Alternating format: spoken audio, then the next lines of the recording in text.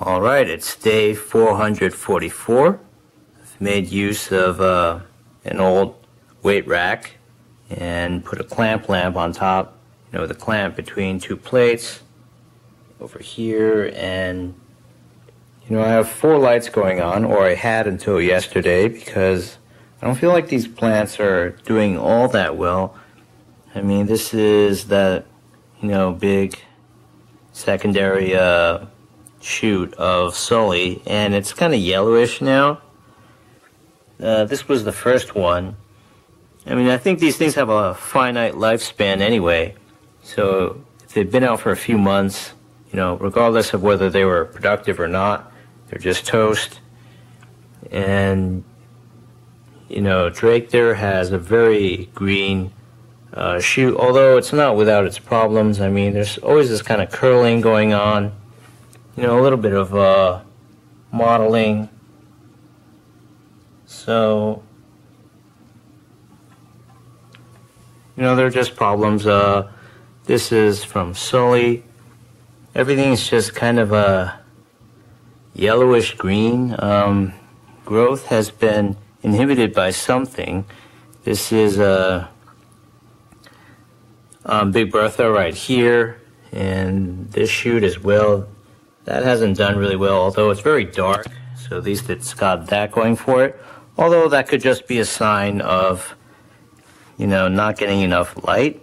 But it basically came, out of the earth with that kind of coloration, so it's not really anything I did. So one thing I did was I turned off this lamp, because I think these are just getting too much sun. And instead of this, I kind of turned it away so it would hit more of that stuff, and I think by shutting this off, that's a first step in reducing the light input. So we'll see if anything happens. I want growth to be as robust as it was prior to all this yellowing. So, and the watering, that seems to, not really be an issue. So I'm just in the process of figuring out what's going on.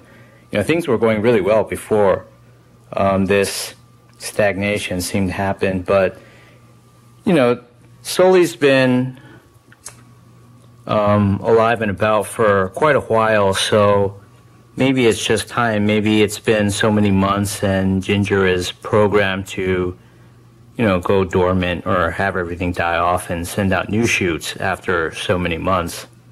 Alright, so I just did some brushing away of the sand, and, Sully's got nice new rhizome formation. This wasn't there before. All of this is new growth. So I'm not going to unearth everything, but I think there's probably a lot more to this, and it's probably all interconnected with these 4 shoots, one of which is basically dying, this yellowed one. So yeah, we'll just see what happens after I keep the light at a lower input level for a few weeks. On a final note, I think if you look to the bottom left, you can see on the surface there's a new shoot, a bud that's going to become a shoot. And it's probably going to be pretty big, but it's hard to tell when the life cycle begins and ends, the annual cycle. I think it'll just keep pumping out new shoots after these old ones have died, and the rhizomes will keep getting bigger, and I'm still hoping for flowers someday.